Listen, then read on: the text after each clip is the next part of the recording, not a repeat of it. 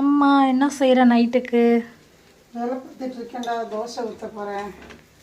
தோசை ஊற்றுறியா? ஊற்றிட்டியா? ஊற்றிக்கிட்டு இருக்கேன். பொடி தோசை.